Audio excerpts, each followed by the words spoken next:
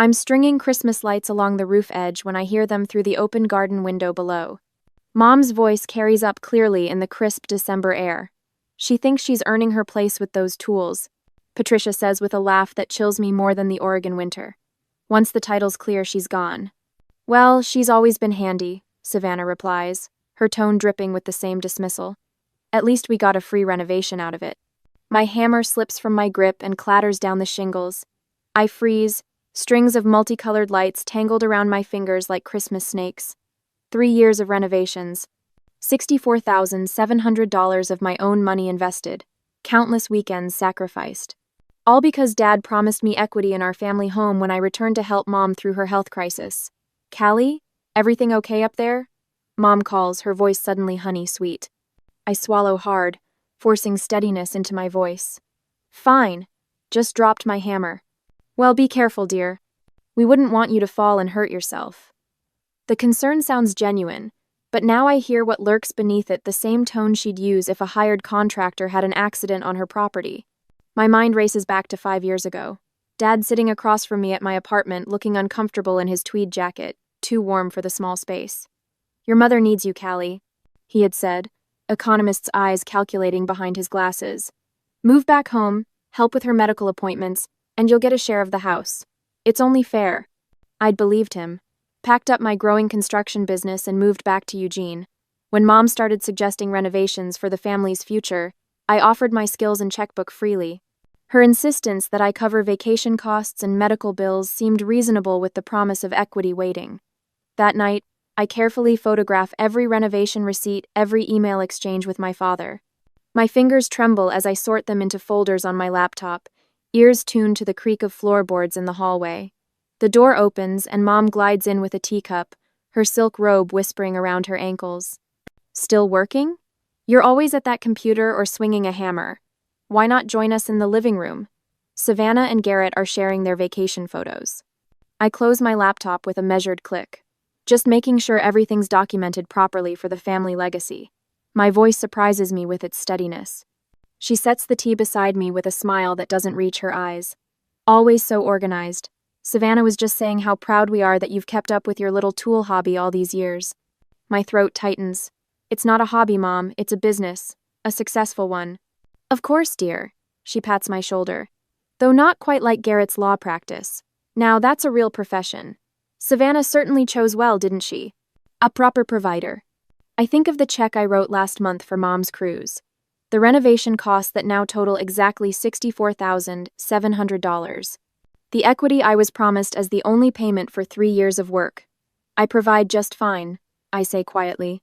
For yourself, perhaps. Mom straightens a photo of Savannah on my nightstand. But Savannah is starting a family. That requires stability, a legacy, you understand. For the first time, I notice how her smile never reaches her eyes when she speaks to me, how it never has. I've been so busy looking for approval that I missed the calculation behind every interaction. I understand perfectly, I reply, and discover I finally do. They will see what I will do next. Next day, I stand frozen in Patricia's home office, my fingertips still resting on her laptop keyboard. The screen glows with the evidence I wasn't meant to see my vacation fund of $18,000 transferred to an account labeled Patricia's Personal. My knuckles turn white as I grip the kitchen counter, waves of nausea forcing me to breathe deeply through my nose.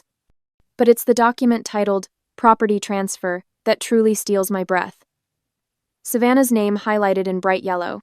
Mine crossed out with a thick digital line. No equity. No ownership. Nothing for my $64,700 investment or the thousands of hours spent with hammer in hand. Another document catches my eye. Renovation documentation. I click it open, and there it is in black and white, every improvement I've made to this house listed as gifted labor, with zero financial value assigned. Mom has been planning this for years while encouraging me to invest more of my savings, my time, my life. A floorboard creaks in the hallway. I close the laptop and move toward the kitchen sink, grabbing a glass just as Patricia rounds the corner. What are you doing in here? Her tone is light, but her eyes narrow slightly. Just getting some water. The glass trembles slightly in my hand.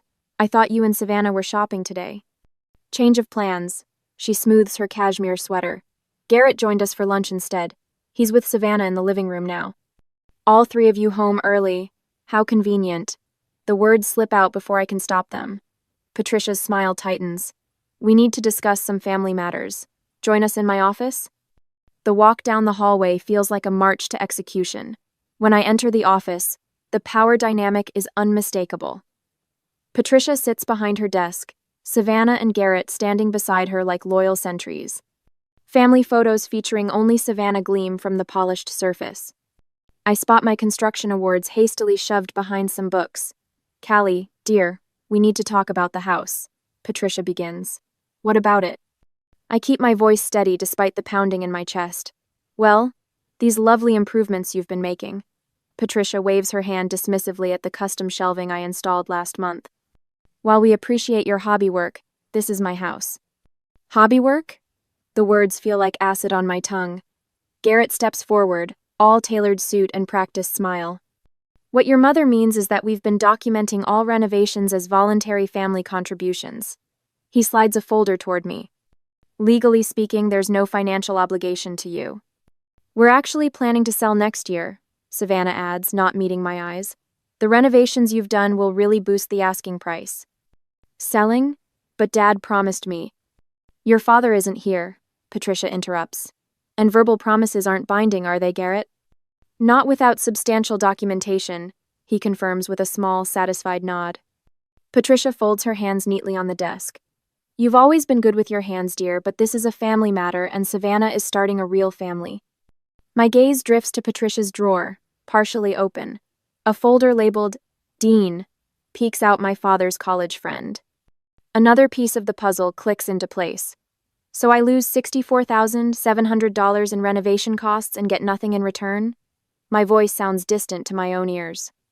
Patricia's smile doesn't waver. You lived here rent-free, dear. While renovating a house, I was promised partial ownership of I counter. Garrett's expression hardens. Callie, I strongly suggest you exit gracefully. I'd hate to see problems arise with your construction business's permits or licensing. The threat hangs in the air between us. And honestly, Patricia adds, you really should find your own place at your age. This arrangement was always temporary. The full weight of their betrayal crashes down. 3 years of weekends and evenings spent renovating instead of building my own life. My retirement plans decimated without the promised equity. The crushing realization that I've always been an outsider in this family, useful for what I could provide but never truly valued. I'll need time to think. I managed to say, backing toward the door. Don't overthink it, Callie, Savannah says softly. It's just business. Just business. The renovation of our childhood home, the family legacy I thought I was preserving, reduced to a transaction where I'm the only one losing. Later, alone in my truck, I open my laptop with shaking hands. A notification appears, cloud backup complete. I click through to my archive and there it is, an email from Dad, dated 3 years ago. As discussed, your investment of labor and materials in the Eugene property will be compensated with 30% equity upon completion of major renovations. Saved, automatically backed up, legal evidence of the agreement. As I sit in my truck that evening, staring at the house I'd poured my heart into, I wonder if I should confront them immediately with what I know or gather more evidence first. Immediate confrontation might force them to backpedal, but patience might reveal the full extent of their betrayal. What would you do when the people who should love you most see you only for what you can give them? I finish nailing the last shelf bracket in place, admiring how the custom built-ins transform the previously empty wall in Savannah's old bedroom. 3 days of work perfectly executed. As I collect my tools, the mail slot downstairs clacks. Mom's voice floats up from the entryway. Callie, there's a letter for you. Looks important. Wiping sawdust from my hands, I descend the stairs to find Mom holding a cream-colored envelope. Her perfect fingernails tap against the paper as she studies the return address. It's from Harmon and Associates, she says, extending it with a smile that makes my stomach clench. Probably nothing, but we should discuss the future of the house soon. I've invited Richard, you remember, our estate attorney, for dinner next Thursday, just to get everything organized properly. I take the envelope, noticing how she emphasizes our estate attorney. Why Thursday specifically? The whole family will be here. Even your cousins from Portland. Everyone's concerned we're holding up progress on finalizing arrangements. Progress. As if my 3 years of work are an inconvenient detour. That afternoon, I find Savannah in the newly renovated sunroom, the one I'd spent 6 weekends crafting with custom window seats and built-in planters. She's directing a delivery man carrying an antique writing desk. Right there, she instructs, pointing to the corner where my drafting table stands. The old one can go to the garage. My drafting table, where I've designed every improvement to this house. That's my workspace, I say, blocking the delivery man's path. Savannah looks at me like I've tracked mud across her clean floor. Mom said we could update this room now that you're almost finished. Garrett and I will be using it as a study.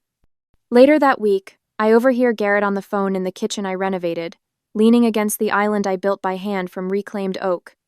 The kitchen's nearly perfect, but that center island doesn't match our vision. We'll probably sell it once everything's settled. Should fetch a good price, it's custom work. He chuckles, eyes flicking toward me as I stand frozen in the doorway. Handcrafted. Rustic charm and all that. Mrs. Henley from next door corners me while I'm loading lumber into my truck the following day. Your mother mentioned you're finally moving on, she says, patting my arm.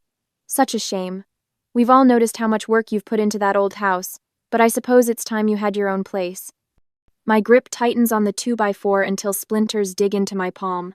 That night, I discover my toolbox rearranged again. The precision squares I always keep on the left side are now on the right. My measuring tapes are tangled. My favorite hammer missing entirely. I find it later in the garden shed, the handle mysteriously sticky. Sleep becomes impossible. I wake hourly, heart pounding, convinced I hear someone at my truck.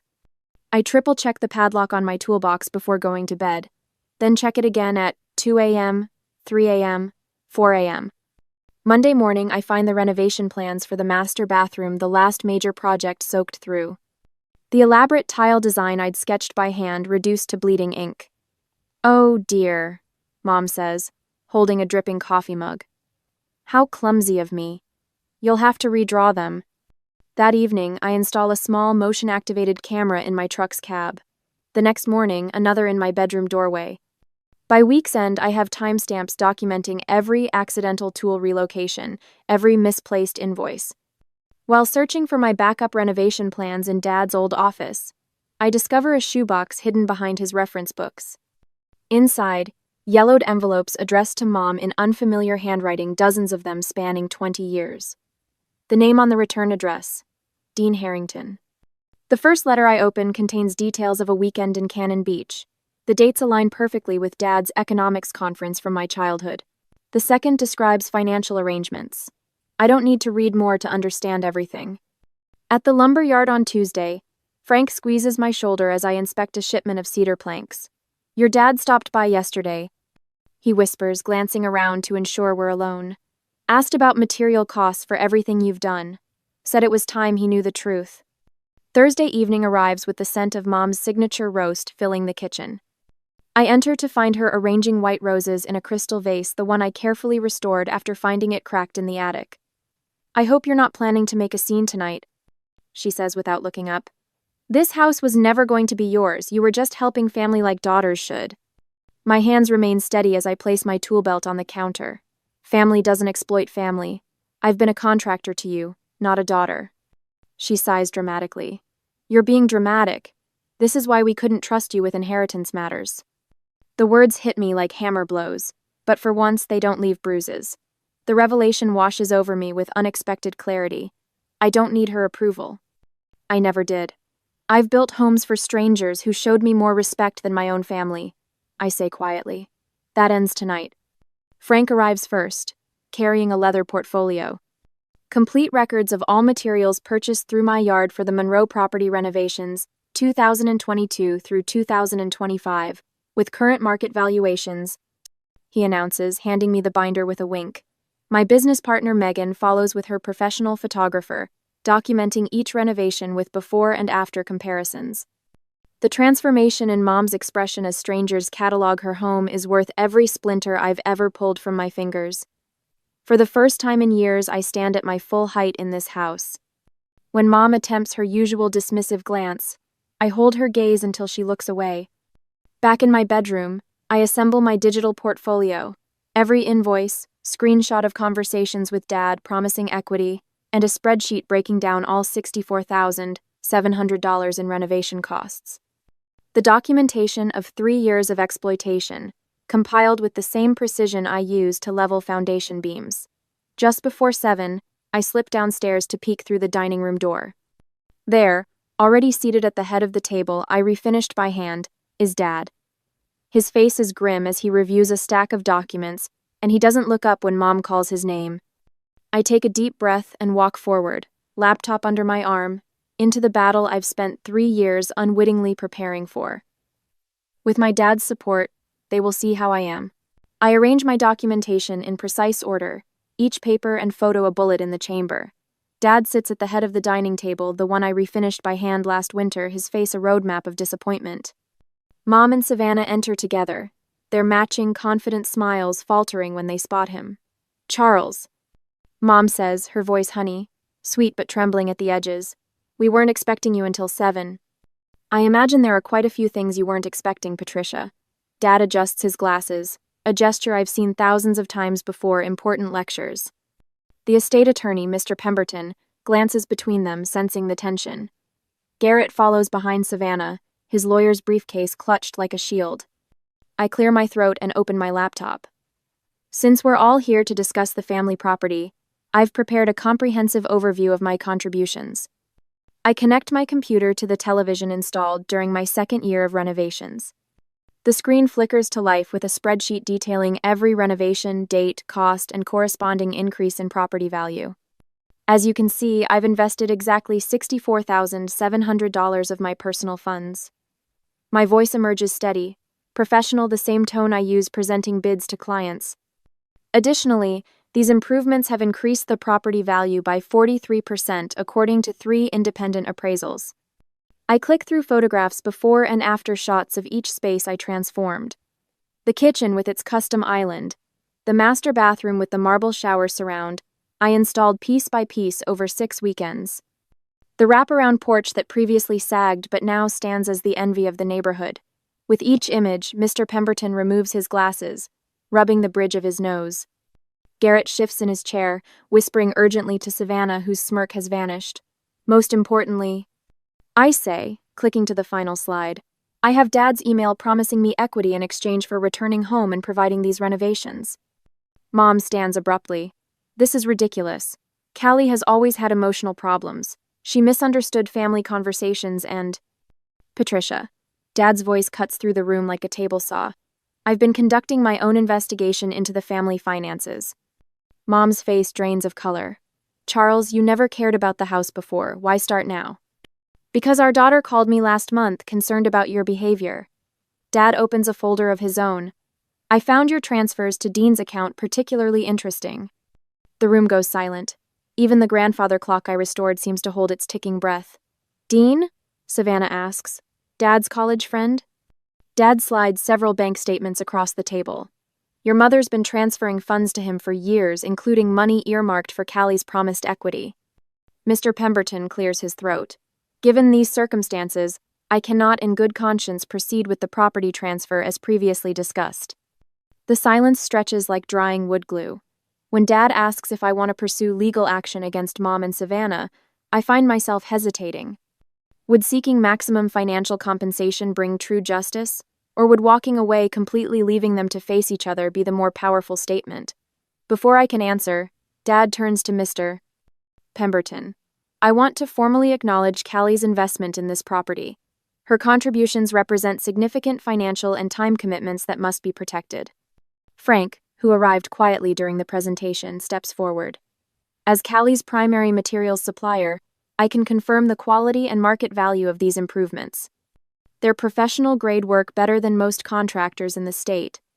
My business partner Julia pulls out her tablet. I've prepared before and after comparisons with current market valuations. Each renovation Callie completed would have cost nearly twice as much if contracted commercially. Mr. Pemberton nods, scribbling notes.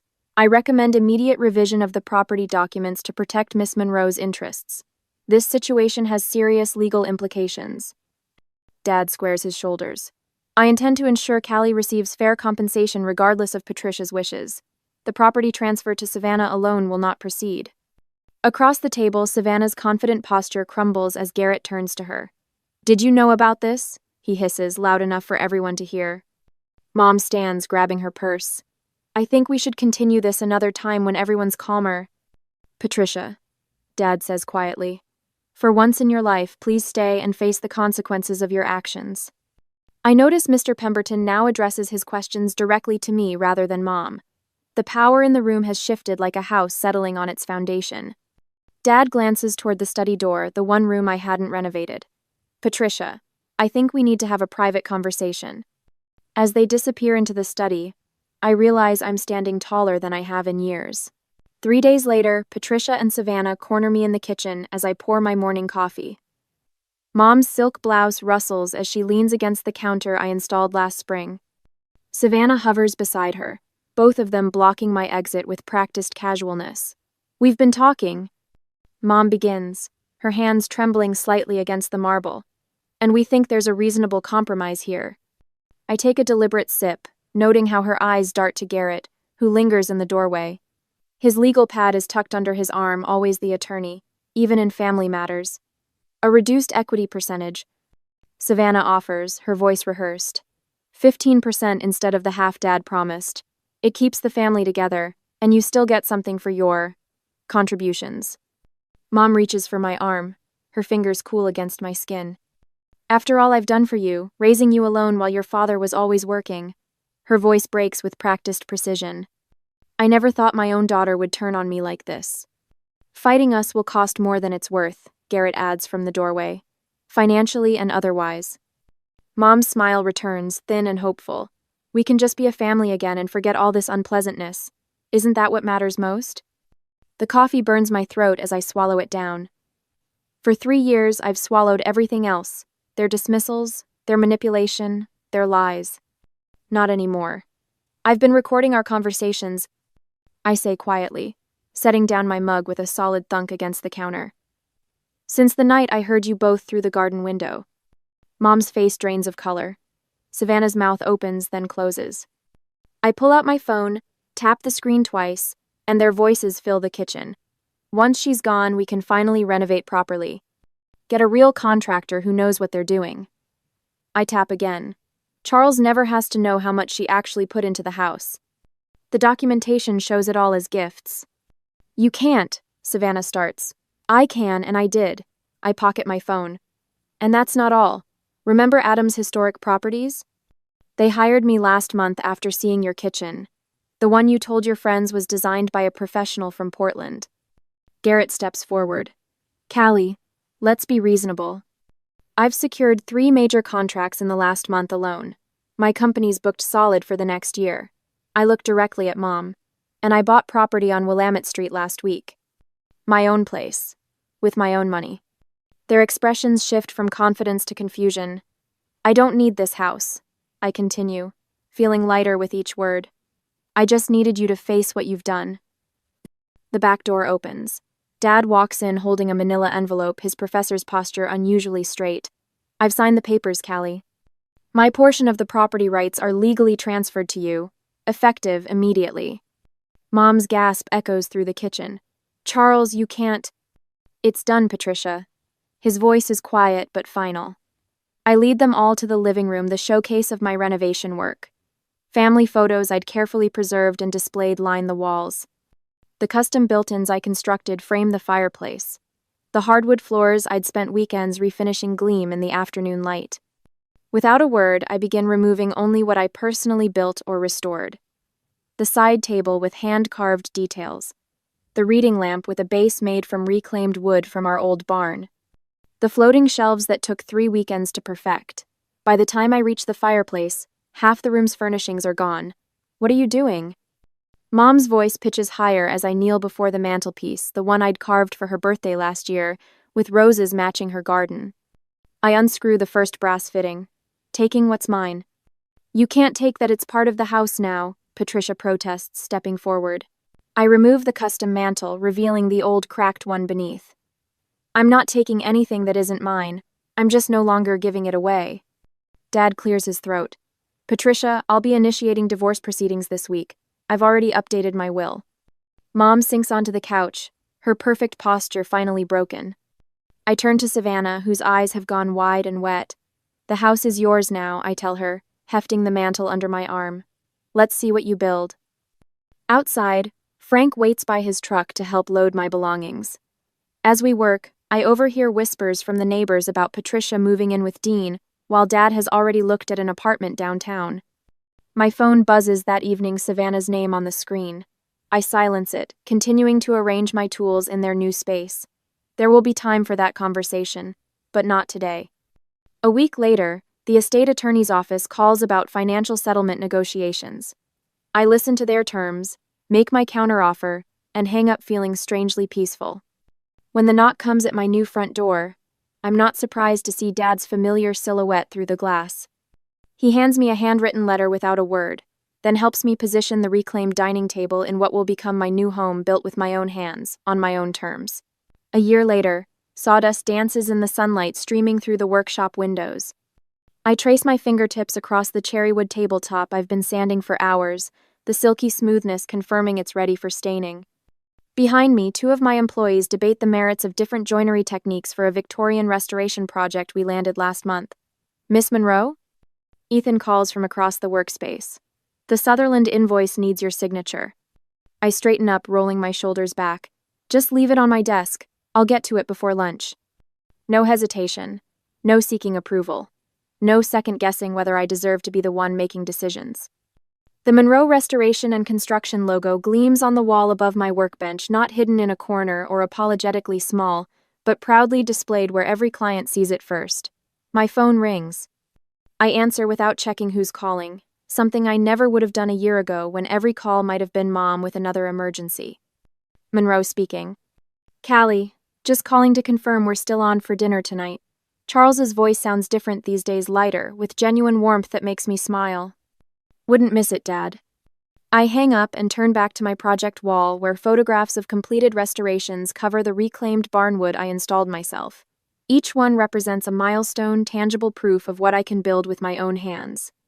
The knowledge sits comfortably in my chest now, no longer requiring external validation. 3 months later, I stand on the stage of the community center I helped renovate last summer, accepting the Eugene Historical Society's Preservation Excellence Award. The wood of the plaque feels substantial in my hands. We're so impressed by your work on the Fairview District homes, the Society president says. Do you have family here supporting you tonight? A year ago, I would have stammered excuses for Mom's absence. My father is here, I say instead, nodding toward Charles in the front row. He's been my biggest supporter. When I step down from the podium, several developers approach with business cards. I speak with confidence about load-bearing walls and period-appropriate materials, about respecting a home's history while preparing it for the future. My father's watch, the one he promised I'd receive when you truly come into your own, feels right on my wrist, like it belongs there. Later that week, I host a small gathering at my new home, a craftsman bungalow I purchased with my business profits. Frank, Charles, and my business partners raise glasses in the dining room I restored myself. To building things that last, Charles says, relationships included. Frank clears his throat and hands me a small wooden box. This belonged to my father, he says. 30 years I've had it, waiting for someone who'd appreciate it properly. Inside rests a hand-carved marking gauge from the 1942nd, the brass inlay still gleaming. The following morning, I spread blueprints across my workshop table. The community project proposal outlines a program to renovate homes for single parents, providing stable housing while teaching basic maintenance skills. My phone pings with an email confirming I'll be teaching a masterclass on historical restoration next month. Need financial planning help with the expansion? Charles asks, reviewing the business projections I've drafted. I'm volunteering my services. I smile, thinking of David, the architectural photographer I've been seeing, who proudly shows my restoration photos to friends at dinner parties. I lift a framed photograph, just Dad and me standing beside the first house I ever helped restore, and hang it on my workshop wall. As I step back to admire it, a question forms in my mind. As I hung that photo in my own space, built with my own hands, I wondered if some family ties are worth preserving while others need to be renovated completely. What would you do? Try to rebuild what was broken with Savannah and my mother, or focus on strengthening the foundations that proved true when tested? I never expected my sister's wedding to end with her palm striking my face, but there I stood in the Waldorf Astoria ballroom, 200 pairs of eyes fixed on the red mark blooming across my cheek. The crystal chandeliers sparkled overhead, casting fractured light across champagne glasses that had frozen halfway to parted lips. A waiter's tray clattered somewhere in the sudden silence. Blythe's voice still rang in the air. "You're nothing but selfish." My sister, the bride, trembled in her designer gown, her perfectly manicured hand still raised. Camden smirked beside her, his new gold wedding band catching the light. The string quartet had stopped playing mid-song, their bows hovering uncertainly above their instruments. I touched my cheek, maintaining the composure that 15 years of litigation practice had drilled into me. The sting wasn't from the slap, it was from what had led to this moment, just minutes before. "Renata." My father had cornered me by the 5-tiered wedding cake, his voice carrying that familiar, patronizing tone. "We need to discuss your penthouse situation." I'd known this was coming.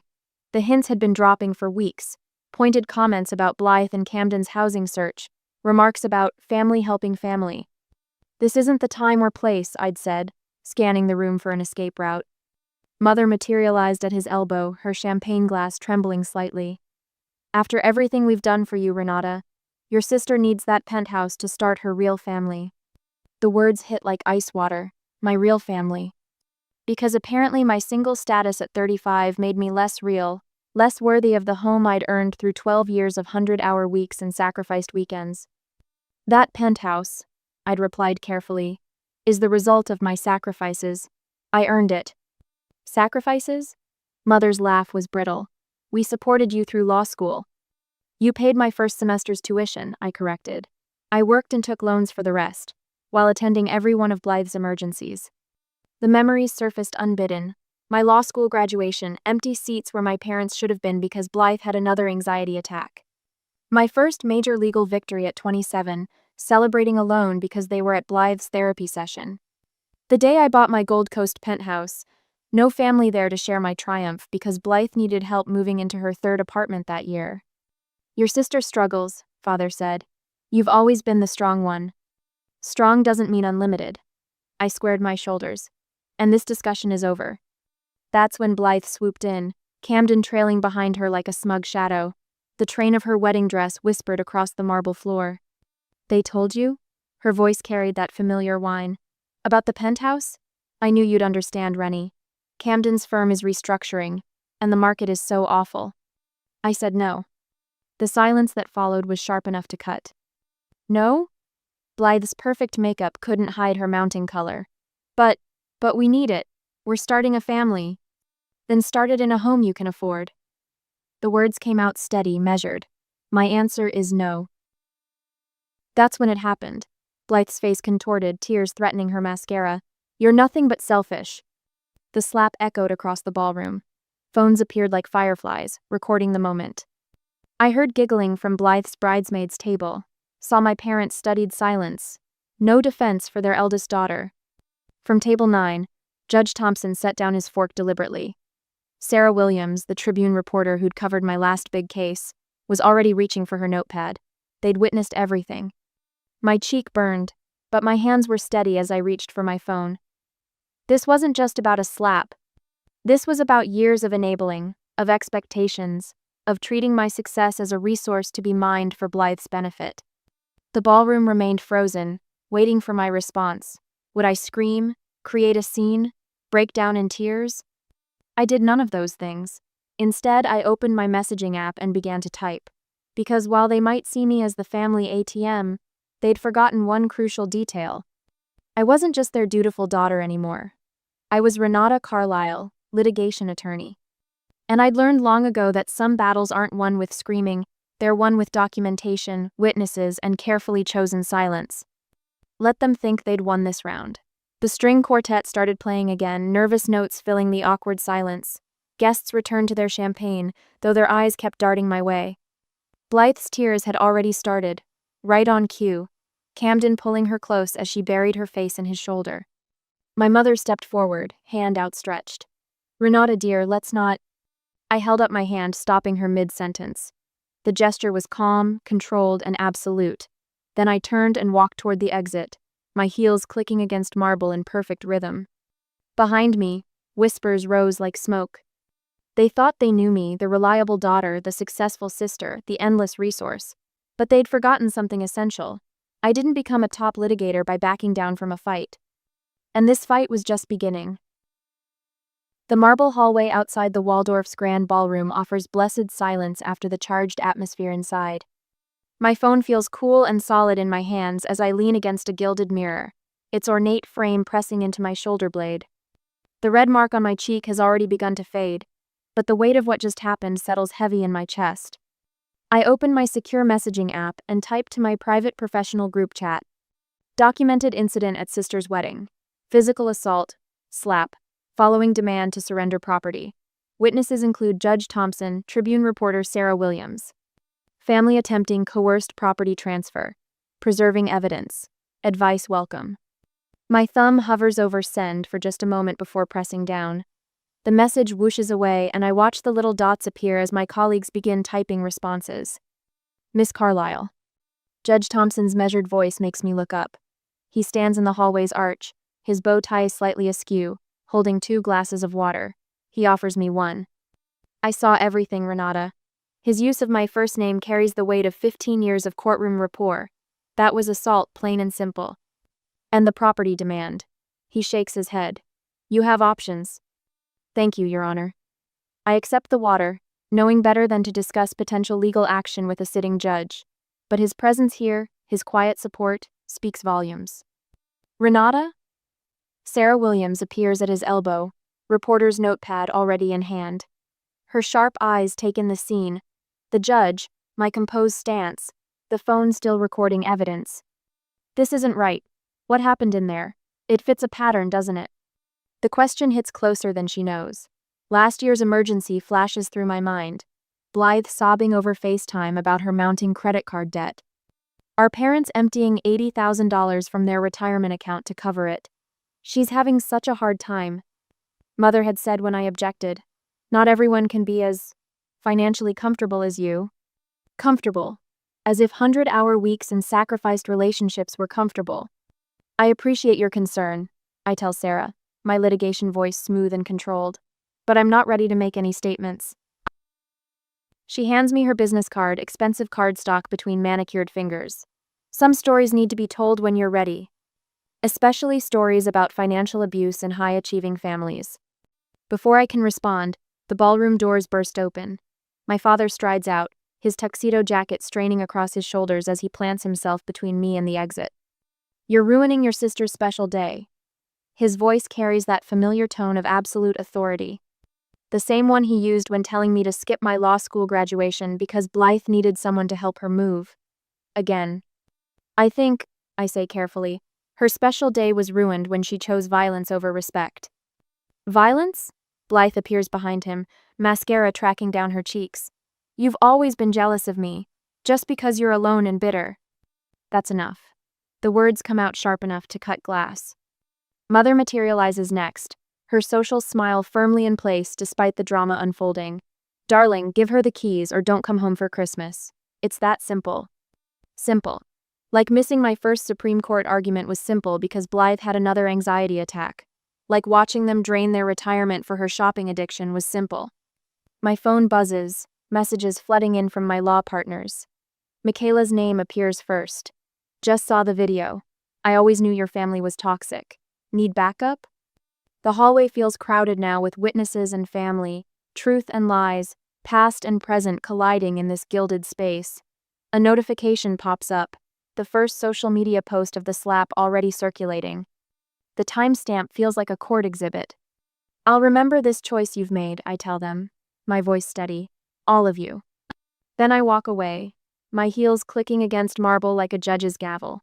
Behind me, I hear my mother's intake of breath, my father's frustrated growl, Blythe's theatrical sob.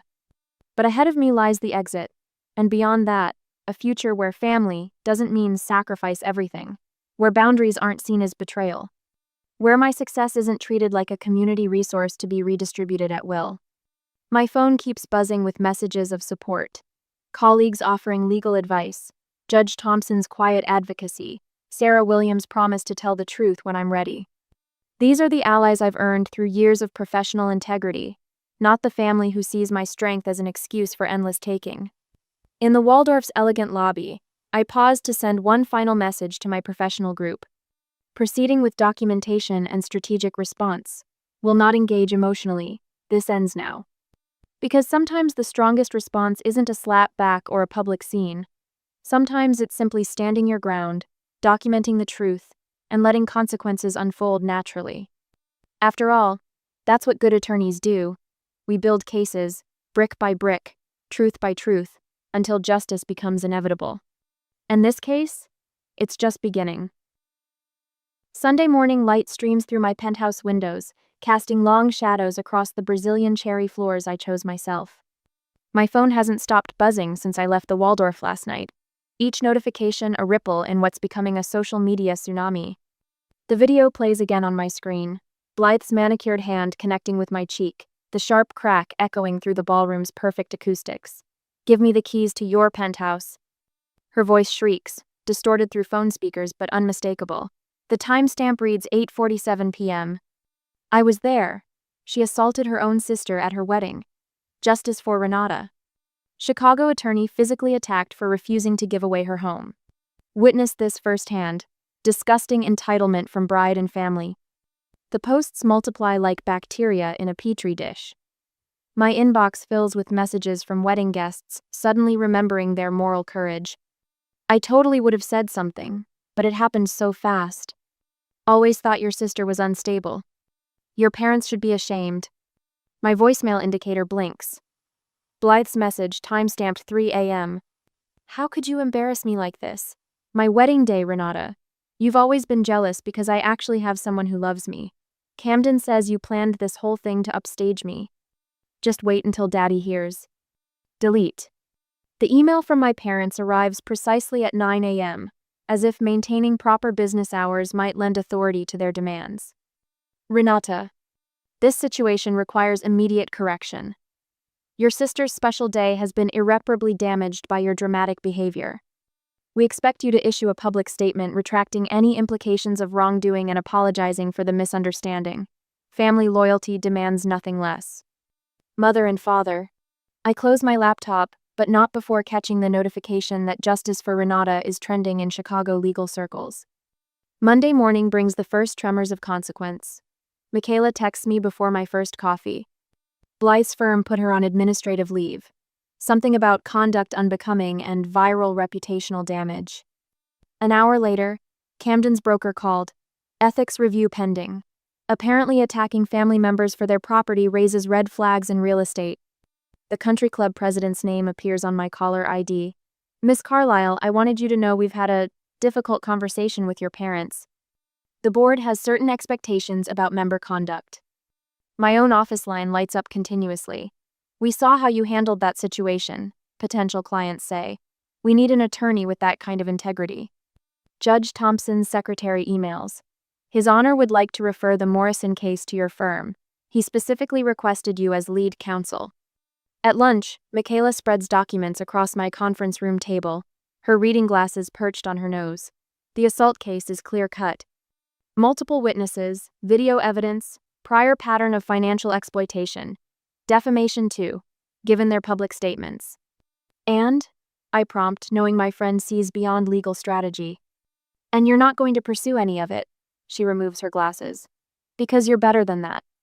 But Renata, not pursuing charges doesn't mean pretending it didn't happen. Sarah Williams' email arrives as if on cue. Family entitlement, a modern epidemic. Your story could help others set boundaries. Consider it? I type my response. I won't pursue charges, but I won't recant the truth either. The week unfolds like a carefully orchestrated symphony of consequences. Judge Thompson and his wife invite me to dinner. Small gathering, just a few colleagues who understand professional integrity. 3 new clients specifically reference the incident. We need counsel who stands their ground.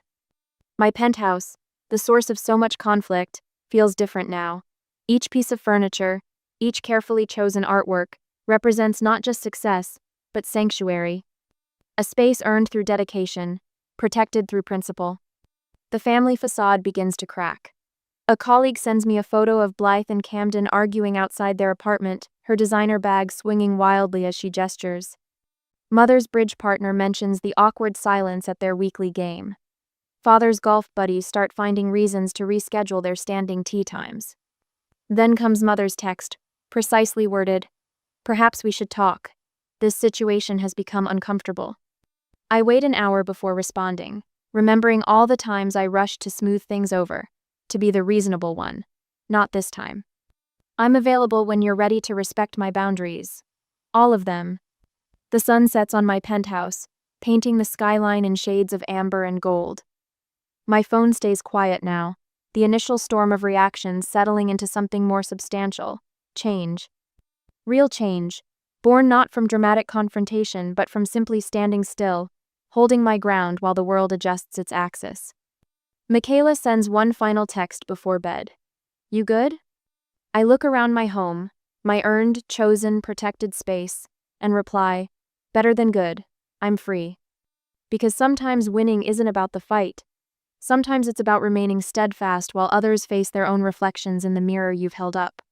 Sometimes justice arrives not through legal action, but through the quiet power of unvarnished truth. And truth, once spoken, has a way of completing its own mission. The morning talk show's soft lighting can't quite mask Blythe's red-rimmed eyes. She perches on the cream-colored sofa, a portrait of wounded innocence in pale blue cashmere. "It was just a terrible misunderstanding," she tells Chicago AM's sympathetic host. "My sister and I have always been close." The stress of the wedding, emotions running high, her voice catches. "I just wanted to share a special moment in our family home." My coffee goes cold as I watch the performance. The show carefully edited out any mention that the family home she wanted to share is my penthouse, purchased with my money, in my name. "Michaela, I don't need to look up when my office door opens." "How bad?" "Your sister's publicist is good," she says, dropping a stack of printouts on my desk. They're spinning it as, "Privileged sister refuses to help struggling newlyweds." But the video's still out there. People remember what they saw. My phone buzzes. Another text from an unknown number. "Heartless bitch. Hope you're happy destroying your family." Delete. The intercom chirps. "Miss Carlyle? Your parents are here. They don't have an appointment, but..." "Tell them I'm in depositions all day." The lie slides out smoothly. "And Sarah, please remember, no unscheduled visitors, family or otherwise." "Yes, ma'am." A pause. "They're saying it's about a family emergency?" "The emergency is that their usual tactics aren't working," Michaela mutters. I straighten papers that don't need straightening. "The same response, Sarah, thank you." Through my office window, I watch them leave the building.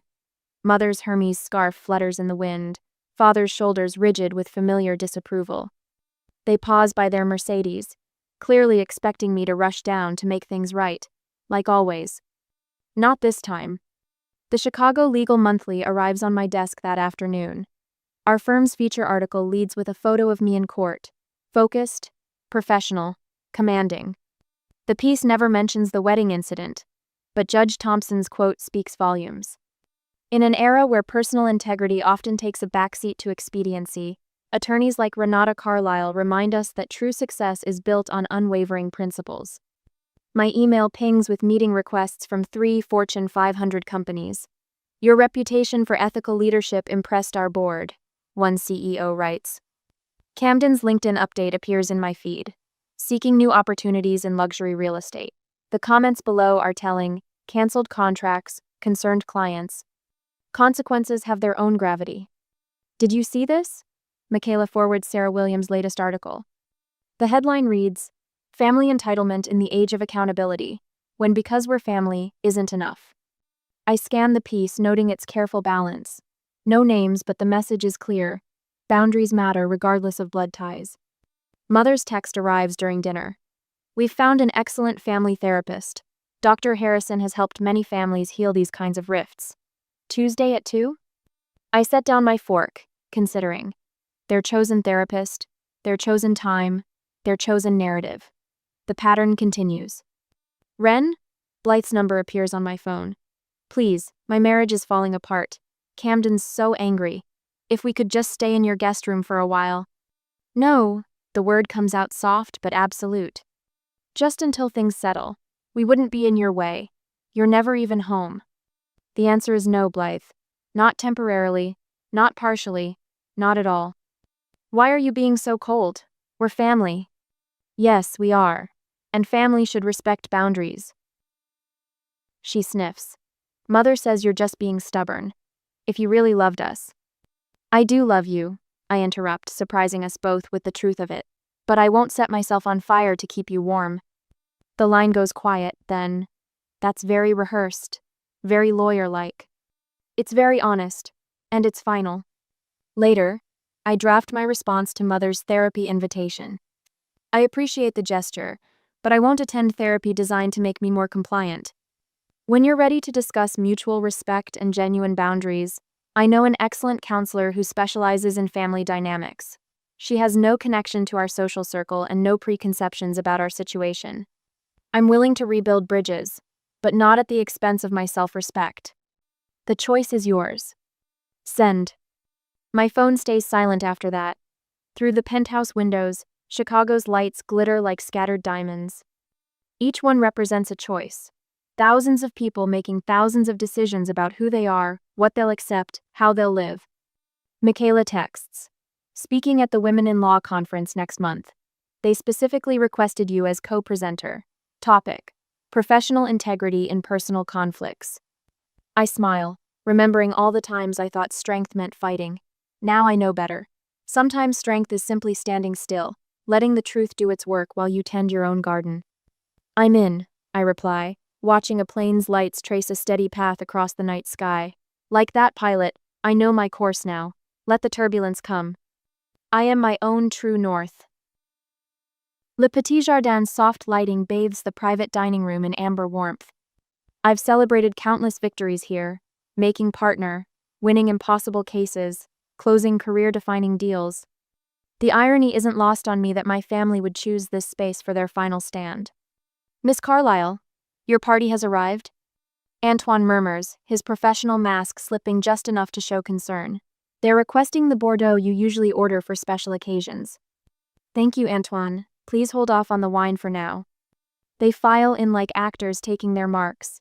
Mother leading with practiced grace, father's hand at her elbow, Blythe dabbing artfully at her eyes. The surprise is grandmother Carlyle, moving deliberately with her carved mahogany cane. Really, Renata? Mother adjusts her pearls. Making your grandmother come all this way? I didn't make anyone come anywhere. I butter a piece of bread, maintaining the rhythm of my usual Thursday dinner. In fact, I don't recall extending any invitations. Because you're avoiding us. Blythe drops into the chair across from me, her entrance perfectly timed with Camden's arrival. We had to do something. I take another bite of bread. Wait. Sweetheart. Father leans forward, his CEO voice in full effect. We know you're upset, but this situation has gone far enough. You're hurting the family. The family is hurting itself, grandmother says quietly, easing into her seat. Her eyes meet mine, sharp as ever. Mother, please. Father's jaw tightens. We're trying to resolve this reasonably.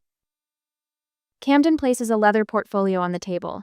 I had my friend Jason draw these up. He's brilliant with real estate law. It's a fair compromise. A compromise implies mutual negotiation. I observe, finishing my bread. Don't be difficult, darling. Mother's smile stretches thin. We've already told the Worthingtons you're helping Blythe and Camden get established. Everyone's so relieved you're being sensible. My phone buzzes. Michaela's text. Backup documentation delivered to Judge Thompson's chambers. Green light whenever you need it. I dab my lips with the napkin, taking in the tableau before me. My family, arranged like a society portrait, waiting for me to fall in line. How many times have I seen this scene? How many times have I yielded? Let me share some documentation of my own. I open my briefcase, removing a precisely organized folder. First, statements from 12 wedding guests regarding the unauthorized entry attempt. Second, security footage from my building showing 3 subsequent attempts. Third, transcripts of 17 phone calls containing threats and emotional manipulation. Threats? Blythe's voice rises. We were trying to reason with you. The law has very specific definitions of harassment and coercion. I continue methodically. Judge Thompson was particularly interested in the pattern of escalation. You went to Thompson? Father's face reddens. About a family matter? When family matters become legal issues, yes. I meet his gaze steadily. Just as Blythe's former employer felt compelled to address her actions when they affected their professional reputation. The color drains from Blythe's face. What do you mean, former employer? The termination letter should arrive tomorrow. Your public attempts to manipulate the situation violated several ethics clauses. I turned to Camden. Similarly, the Real Estate Commission found your recent behavior concerning enough to warrant a 6-month probation. You vindictive bitch! Camden half rises, but Father's hand clamps his shoulder. And the club? Mother whispers, her fingers white around her water glass. The board made their own decision after reviewing the facts. I merely provided documentation when asked. You've ruined everything. Blythe shoves back her chair, mascara tracking down her cheeks. We're your family. You were supposed to help us. I tried. The words come softly, weighted with years of trying. I offered career guidance, professional connections, emotional support, but it was never enough, was it? You wanted the rewards without the work, the success without the sacrifice. Sacrifice? Father's laugh is bitter. We always knew you'd use your success against us. Your mother and I sacrificed everything. What exactly did you sacrifice, Lorraine? Grandmother's voice cuts through the tension. Your daughter worked 3 jobs through law school. She built her practice while you focused on country club committees. Arthur, you refused to co-sign her first apartment lease because it might impact your credit. Mother's lips tremble. We gave her every advantage. You gave her expectations. Grandmother's cane taps once, decisive. Renata gave her self-determination. There's a difference. I stand, gathering my things with practiced efficiency. My door remains open when you're ready to respect who I am. Not who you need me to be, not who you wish I was. Who I am. Renata. Blythe's voice cracks. Please. I do love you, I say, echoing our last conversation. But love without respect isn't love at all. It's just another form of control. The evening air carries the first hint of autumn when I step outside. Antoine appears with my coat, his quiet bonne soirée, carrying a note of approval. My phone lights up with grandmother's text. You did well, child. Some bridges need burning so better ones can be built. Behind me I hear Blythe's sobs, mother's protests, father's angry commands. But they sound distant now, like echoes from another life. Ahead, the city stretches out, full of possibilities built on truth rather than obligation. I flag down a taxi, giving my office address. There's a brief to finish, justice to be served in measured words and careful arguments. The work sustains me, as it always has. Some might call it cold justice, this careful documentation of consequences. But true justice isn't about temperature. It's about balance, about restoration, about making space for something real to grow from the ashes of comfortable lies. The taxi pulls away from the curb, leaving my family's carefully constructed reality crumbling in my wake. Sometimes love looks like walking away. Sometimes strength means letting the truth do its work, even when truth feels like betrayal to those who've built their lives on denial. I am my grandmother's granddaughter after all. Some lessons skip a generation to find their true heir. Spring sunlight streams through the floor-to-ceiling windows of my penthouse, catching on the new art pieces I've carefully selected. Gone are mother's insisted upon pastels and Blythe's scattered attempts at bohemian chic. The space breathes now, clean lines and rich textures reflecting the person I've always been beneath the careful compromise. The transformation is remarkable, Judge Thompson observes, accepting a glass of wine from his wife, Helen, though I must say, the host remains the most improved element. Robert, Helen chides gently but she's smiling. Though he's right, Renata, you seem lighter. The dinner party flows around my expansive dining table, a handcrafted piece that replaced the family heirloom I finally returned to my parents' keeping. Michaela catches my eye from where she's describing her latest case to Sarah Williams, whose series on family financial boundaries earned her the Midwest Journalism Award last month. Speaking of lighter, Sarah says, have you seen the photos from your parents' estate sale? The country club set is buzzing about their downsizing journey. I haven't. I arranged the last place setting, each element precise. Grandmother mentioned they found a condo that suits their new circumstances. The unspoken truth hangs in the air. Their circumstances changed dramatically after covering Blythe's mounting debts. Camden's real estate license suspension led to their separation 3 months ago. Last I heard, she'd moved back home, still insisting the world owed her better. Your grandmother's quite something, Helen says warmly. The way she stood up at the Bar Association dinner last week to introduce you. My granddaughter, the attorney, Michaela quotes, mimicking grandmother's proud tone. Simple, elegant, true. Truth has a way of being all three. I adjust a wayward fork, though it took years of therapy to understand that. The doorbell chimes, right on time, as always. Grandmother's Sunday visits have become a cherished ritual, her carved cane tapping a steady rhythm as Antoine, who now manages my private events, helps her with her coat. Everyone's speaking of your Thompson case, she announces, settling into her usual seat. 3 generations of women finally free to build their own legacies, thanks to your work. They did the hard part. I pour her preferred tea into the cup I keep just for her. I just help them understand their rights. Rights and responsibilities. Judge Thompson adds, the balance you strike in your practice is remarkable, Renata. It's why the Ethics Board selected you for this year's Distinguished Service Award. The conversation shifts to next week's ceremony, but my mind drifts to the speech I've prepared. How do you distill decades of learning into 5 minutes? How do you explain that sometimes the greatest service is saying no? Later, after the guests have gone and grandmother's driver has collected her, I stand on my balcony overlooking the city lights. The spring air carries possibility, so different from the weight of expectations that used to press against my shoulders. My phone buzzes, mother's weekly attempt at contact. The messages vacillate between guilt and anger, each one proving why my boundaries must stand. I send it to voicemail, adding another brick to the wall of my peace. In my home office, once a guest room kept ready for Blythe's dramatic midnight arrivals, I review applications for the first-generation legal scholars program I've established. Young women whose families don't understand their drive, their refusal to settle for less than they've earned. In their letters, I see echoes of my own journey. Success isn't measured by what we give up to please others. I practice softly, testing the words for my upcoming speech, but by the integrity with which we live our truth.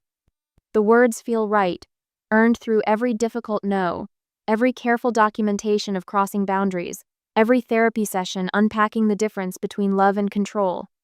I think of the young attorneys I mentor now, teaching them to recognize the subtle manipulation tactics I once mistook for family devotion. My desk holds a new photo, grandmother and me at last month's Women's Shelter fundraiser, both of us looking directly at the camera, spines straight, smiles genuine. Beside it sits the key to my penthouse, no longer a point of contention but a symbol of sovereignty. The city stretches out below, a tapestry of lights and shadows. Somewhere out there, Blythe is likely plotting her next attempt at financial resurrection. Mother is probably at her smaller dining table, polishing silver that no longer impresses her reduced social circle. Father, I hear, spends long hours at his club, though his membership has been quietly downgraded. But their stories are no longer mine to manage. My peace was purchased at full price, paid in the currency of unwavering boundaries and unflinching truth. Some might call it cold, this careful distance I maintain. But there's warmth in authenticity, heat in the friction of growth. Tomorrow, I'll meet with another young lawyer struggling to balance family expectations with professional integrity. I'll share what I've learned, that family isn't defined by who shares your DNA, but by who respects your dignity. That love without boundaries isn't love at all, it's consumption. The night air carries the scent of blooming trees from the park below. Spring in Chicago always feels like a rebellion, life pushing through concrete with stubborn determination. I've become like those trees, my roots breaking through the foundations of family mythology to find solid ground. What would you say? I whisper to the city lights.